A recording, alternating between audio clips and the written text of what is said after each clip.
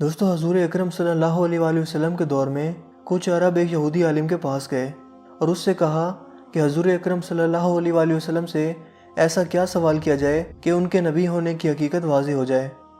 اس کے جواب میں اس یہودی عالم نے حضور پاک صلی اللہ علیہ وآلہ وسلم سے 3 سوال پوچھنے کا کہا، جن میں سے ایک سوال یہ تھا کہ اصحاب کہف کون تھے۔ لہٰذا اللہ پاک نے اپنے محبوب محمد صلی اللہ علیہ وآلہ وسلم کو اس کا جواب قرآن پاک کی سورہ کہف کے اندر مکمل وضاحت کے ساتھ بیان فرمایا۔ اس کے مطابق یہ حضرت عیسیٰ علیہ السلام کا دور تھا جب اللہ پاک نے ان کو آج کے دور کے فلسطین کے علاقے میں لوگوں کو اسلام کی تبلیغ کے لیے بھیجا۔ یہ علاقہ اس وقت رومن امپائر میں شمار ہوتا تھا اور یہ بت پرست لوگ تھے۔ یہاں ایک یہودی بادشاہ کی حکمرانی تھی جو رومن حکومت کے ماتحت ہی کام کر رہا تھا۔ جب حضرت عیسیٰ نے یہاں تبلیغ شروع کی تو رومی لوگ آپ کے مخالف ہو گئے اور آپ کو گرفتار کر کے سولی پر لٹکانا چاہا، مگر اللہ پاک کے حکم سے آپ کو زندہ آسمان پر اٹھا لیا گیا۔ اس واقعے کے کچھ عرصہ بعد یہودی لوگوں نے رومی حکومت کے خلاف بغاوت کر دی، لہٰذا اس کے رد عمل میں غصہ ہو کر ٹائٹس نامی رومی بادشاہ نے یروشلم اور فلسطین پر حملہ کر کے اسے مکمل تباہ کر دیا، حتیٰ کہ بیت المقدس کو بھی اس نے مکمل تباہ کر دیا۔ اس دوران اس نے 1.5 لاکھ یہودیوں کو قتل کر دیا۔ جو بچے کچے یہودی یہاں رہ گئے تھے وہ جان بچا کر فلسطین سے نکل گئے، اور یوں صرف عیسائی لوگ جو حضرت عیسیٰ علیہ السلام کے ماننے والے تھے، ان کی تعلیمات کے پیروکار تھے، صرف وہی فلسطین میں موجود رہ گئے۔ دوستو، اس زمانے میں دقیانوس نام کے بادشاہ کی حکومت تھی جو کہ رومی تھا اور بت پرست تھا، لہٰذا اس کی حکومت میں موجود عیسائی لوگوں پر اس نے ظلم و ستم کرنا شروع کر دیا، یہاں تک کہ حضرت عیسیٰ کے ماننے والوں یا ان کے چند نوجوان حواریوں کو ایک روز اس نے اپنے دربار میں بلا لیا اور ان سے کہا کہ میں تمہیں چند روز کی مہلت دیتا ہوں کہ تم اپنے نئے دین یعنی عیسائیت سے باز آ جاؤ، ورنہ میں تمہیں قتل کروا دوں گا۔ دوستو، عیسیٰ علیہ السلام کے پیروکار یہ نوجوان لوگ دراصل اصحاب کہف تھے، جن کے واقعہ کا ذکر قرآن پاک کی سورہ کہف میں وضاحت سے موجود ہے۔ ان نوجوانوں نے جب یہ دھمکی سنی تو شدید پریشان ہو گئے، کیونکہ وہ اس بادشاہ سے لڑنے کی ہمت نہیں رکھتے تھے اور نہ ہی اس شہر میں رہ کر عیسائی تعلیمات جاری رکھ سکتے تھے، ورنہ دقیانوس بادشاہ ان کو قتل کروا دیتا۔ لہٰذا انہوں نے شہر چھوڑ کر کہیں بھاگ جانے کا فیصلہ کیا اور اللہ پاک کی ذات پر بھروسہ کر کے شہر سے نکل گئے، یہ سوچتے ہوئے کہ اب اللہ پاک ہی ہمارے لیے کوئی فیصلہ کرے گا اور ہمارے لیے کوئی نیا راستہ بنائے گا۔ یہاں تک کہ وہ ایک پہاڑ کے غار میں جا کر چھپ گئے اور وہیں اسی غار میں ہی سو گئے، یہاں تک کہ سوتے سوتے ان پر 300 سال کا عرصہ گزر گیا، یعنی 300 برس تک یہ لوگ اس غار میں سوتے رہے۔ دقیانوس نے جب ان لوگوں کو تلاش کروایا تو اسے معلوم ہوا کہ یہ لوگ اس غار کے اندر موجود ہیں، تو وہ بے حد غیظ و غضب کا شکار ہوا، لہٰذا اس نے غصے میں آ کر حکم دیا کہ غار کو ایک سنگین دیوار لگا کر بند کر دیا جائے تاکہ یہ لوگ اسی غار میں رہ کر ہی مر جائیں اور کبھی باہر نہ آ سکیں۔ جبکہ اس نے جس شخص کے ذمہ یہ کام لگایا وہ بہت ہی نیک اور ایماندار آدمی تھا۔ اس نے اصحاب کہف کے نام اور ان کی تعداد اور پورا واقعہ ایک تختی پر کندہ کروا کر تانبے کے صندوق میں رکھ کر دیوار کی بنیادوں میں رکھ دیا، اور اسی طرح کی ایک اور تختی شاہی خزانے میں بھی رکھوا دی۔ اس 300 سال کے عرصہ کے دوران دقیانوس بادشاہ مر گیا اور کئی بادشاہ اور کئی حکومتیں آئیں اور چلی گئیں، یہاں تک کہ 300 عیسوی میں رومن امپائر نے بھی عیسائیت اختیار کر لی۔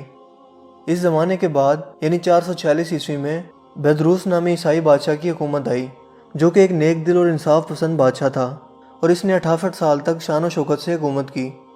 اس کے دور میں مذہبی فرقہ پسندی جب عروج پر پہنچ چکی تھی اور لوگوں میں مرنے کے بعد دوبارہ زندہ کیے جانے اور قیامت کا یقین ختم ہوتا جا رہا تھا، تو اپنی قوم کا یہ حال دیکھ کر بیدروس نامی بادشاہ انتہائی رنجیدہ ہوا اور ایک روز اپنے مکان کی تنہائی میں جا کر بند ہو گیا۔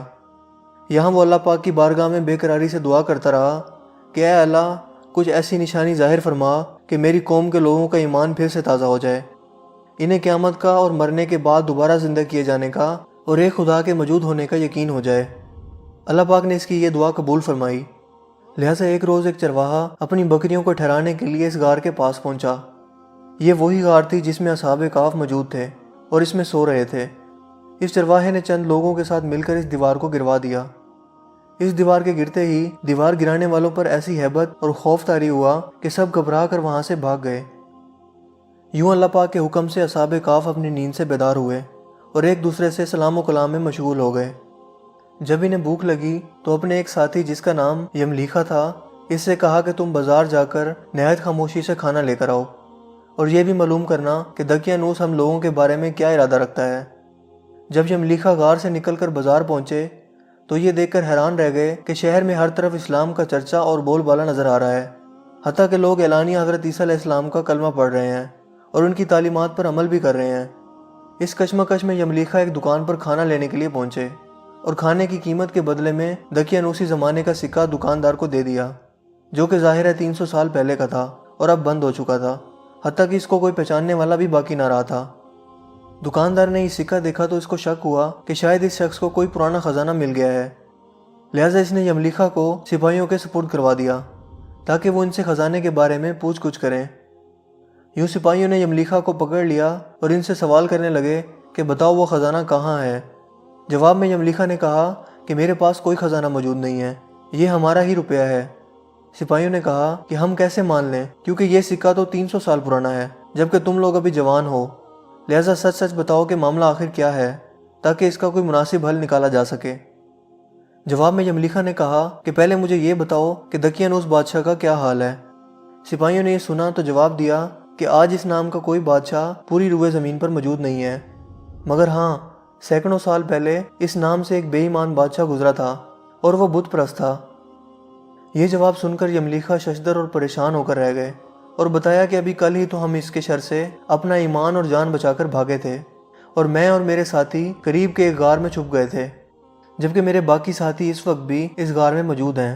تم لوگ میرے ساتھ چل کر خود ہی ان کو کیوں نہیں دیکھ لیتے؟ جب سپاہی اور شہر کے لوگ ایک کثیر تعداد میں اس غار کے پاس پہنچے تو اصحاب کہف یملیخا کے انتظار میں تھے کہ انہوں نے آنے میں بہت دیر کر دی اور شاید یملیخا کو بادشاہ نے گرفتار نہ کروا لیا ہو۔ جب غار پر بہت سے آدمی پہنچے اور شور و گل سنائی دینے لگا تو اصحاب کہف سمجھے کہ شاید دقیانوس کی فوج ہمارا تعاقب کر کے غار تک آن پہنچی ہے، لہٰذا وہ اللہ پاک کے ذکر و اذکار اور اس کی حمد و ثنا میں مصروف ہو گئے۔ سپاہیوں نے غار پر پہنچ کر وہ تانبے کا صندوق برآمد کر لیا اور اس کے اندر سے تختی کو نکال کر پڑھا تو وہاں اصحاب کہف کے نام اور یہ لکھا ہوا تھا کہ یہ مومنوں کی جماعت ہے اور اپنے دین کی حفاظت کے لیے دقیانوس بادشاہ کے خوف سے اس غار میں پناہ گزین ہوئی ہے، اور دقیانوس نے غصے میں آ کر اس غار کے منہ کو بند کروا دیا ہے، لہٰذا جب کبھی بھی یہ غار کھلے تو لوگ اصحاب کہف کا حال یہاں سے معلوم کر سکیں۔ سپاہی یہ دیکھ کر حیران و پریشان رہ گئے اور جب کچھ سمجھ نہ آیا تو اپنے بادشاہ بیدروس کو اصحاب کہف کی اطلاع دی۔ بیدروس بادشاہ نے جب یہ خبر سنی تو فوراً اپنے عمرہ اور عمائدین شہر کے ساتھ اس غار پر پہنچ گیا۔ اصحاب کہف نے غار سے نکل کر بادشاہ سے تمام واقعہ بیان کیا۔ بیدروس نے سجدہ گزار ہو کر اللہ پاک کا شکر ادا کیا کہ اے اللہ میری دعا قبول ہوئی اور آپ نے ایسی نشانی ظاہر فرما دی کہ انسان موت کے بعد زندہ ہونے کا یقین ضرور کرے گا۔ اس کے بعد اصحاب کہف نے بیدروس بادشاہ کو دعا دی کہ اللہ تمہاری بادشاہی میں برکت عطا کرے، اور سلام کرنے کے بعد دوبارہ اسی غار میں واپس چلے گئے اور دوبارہ وہیں جا کر سو گئے جہاں سے بیدار ہوئے تھے۔ لہٰذا اسی نیند کی حالت میں اللہ پاک نے ان اصحاب کہف کو موت دے دی۔ بادشاہ بیدروس نے سال کی لکڑی کا صندوق بنوا کر اصحاب کہف کی لاشوں کو اس میں رکھوا دیا۔ بیدروس بادشاہ نے غار کے منہ پر ایک مسجد بھی بنوا دی اور سالانہ ایک دن مقرر کر دیا جب لوگ اصحاب کہف کی قبروں کی زیارت کے لیے آیا کرتے تھے۔ دوستو، اصحاب کہف کی تعداد کے بارے میں علماء کرام کی بہت سی رائے پائی جاتی ہیں۔ حضرت عبداللہ بن عباس فرماتے ہیں کہ اصحاب کہف کی تعداد 7 ہے، جبکہ 8واں ان کا کتا تھا، جبکہ ان کے ناموں میں بھی کافی اختلاف موجود ہے۔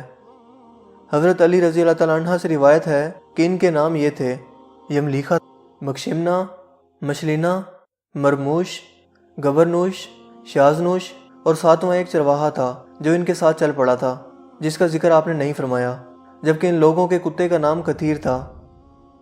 دوستو، یہاں سوچنے کی بات یہ ہے کہ آخر ایسا کیسے ممکن ہوا؟ اصحاب کہف پر وقت اثر انداز کیوں نہیں ہوا، اور نہ ہی ان کے جسمانی خد و خال میں کوئی تبدیلی واقع ہوئی، جبکہ ان کے آس پاس 300 سال کا وقت گزر گیا؟ سائنسی طور پر اگر اس کی وضاحت کریں تو ایسا تب ممکن ہو سکتا ہے جب تھیوری آف ریلیٹیوٹی کے مطابق اس غار میں جہاں اصحاب کہف لیٹے ہوئے تھے، اس جگہ کا گریویٹیشنل فیلڈ غار سے باہر موجود جگہوں سے بالکل کم ہو گیا ہو یا پھر تقریباً ختم ہو گیا ہو، لہٰذا ان کے لیے وقت رک گیا ہوگا، جبکہ ان کے آس پاس کا تمام وقت چلتا رہا۔ بظاہر ایک ہی فریم آف ریفرنس کے ہوتے ہوئے ایسا ناممکن نظر آتا ہے، مگر تمام جہانوں کے پالنے والے رب کے لیے، جس کے ہاتھ میں دنیا و کائنات کا نظام موجود ہے، کچھ بھی ناممکن نہیں ہے۔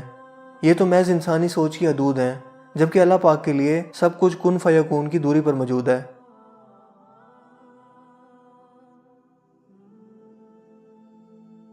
दोस्तों मुझे उम्मीद है कि आज की ये वीडियो आपको काफ़ी इन्फॉर्मेटिव लगी होगी और पसंद आई होगी। अगर वीडियो आपको अच्छा लगा हो तो अपनी पसंदीदगी का इजहार इस वीडियो को लाइक करके और शेयर करके ज़रूर कीजिएगा। आप अपने राय का इजहार कमेंट्स में भी कर सकते हैं। मज़ीद इस तरह की वीडियोज़ के लिए आप हमारे चैनल को ज़रूर सब्सक्राइब कीजिए। चैनल को सब्सक्राइब करने के बाद बेल के आइकन पर भी ज़रूर क्लिक कीजिए ताकि हर नई आने वाली वीडियो को नोटिफिकेशन आपको सबसे पहले मिल सके। मैं मिलूँगा आपसे एक नई इंटरेस्टिंग वीडियो में। तब तक के लिए अपना बहुत सा ख्याल रखिएगा। Thanks for watching. अल्लाह हाफिज़।